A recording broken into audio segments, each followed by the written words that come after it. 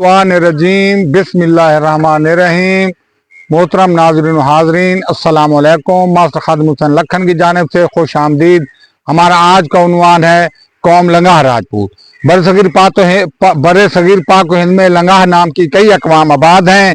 सबके जद अमजद जुदा जुदा हैं। लंगाह नाम की अक़वाम की हस्ब झेल हैं। नंबर 1 भट्टी लंगाह राजपूत, नंबर 2 जाट लंगाह राजपूत, नंबर 3 पमार लंगाह राजपूत। अब आते हैं तफसील की तरफ। नंबर 1 भट्टी लंगाह राजपूत।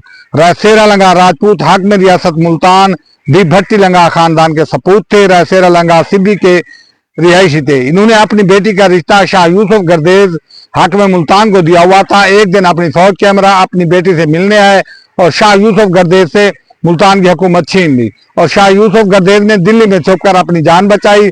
भट्टी लंगाह रायलिंग सीन भट्टी राजपूत की औलाद है। इन्होंने लाहौर में शिवलिंग का मंदिर भी तामीर कराया था और भट्टी सुलंगी और भट्टी लंगाह एक ही दादे की औलाद हैं। नंबर 2 जाट लंगाह राजपूत।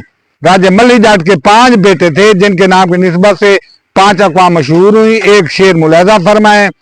संगली जिन्हां दी डाडी, सोढ़ी जिन्हां दी मां, माले जाए 5 पुत्र, डार भुट्टा नायच लंगाह शुजरा। उस शरीफ में कौम जाट लंगाह राजपूत की हुकूमत और हकमियत थी। हजरत मूसा पाक शहीद साईं की शादी कौम जाट लंगाह में हुई और कौम जाट लंगाह के एक बंदे ने आपको शहीद कर दिया। आप हाथी पर सवार जंगल में सैर कर रहे थे। उसके बाद हजरत मूसा पाक शहीद को शरीफ में ही दफन किया गया। आपका मज़ार मुबारक वहां मौजूद है और अब भी मौजूद है, लेकिन आपको दफन करने के कुछ अरसा बाद आपको वहां से निकालकर खानदान समेत मुल्तान लाया गया। आपको मुल्तान में जे मदफून किया गया। जिस गेट से आपका जज्बे मुबारक गुजार कर मुल्तान शहर में दाखिल किया गया उस गेट का नाम पाक गेट मशहूर हुआ और जिस गेट से मस्तूरात यानी पाक बीबियां गुजर कर मुल्तान शरीफ में दाखिल हुई उस गेट का नाम हरम गेट मशहूर हुआ। नंबर 3 पमार लंगाह एक अलग खानदान है।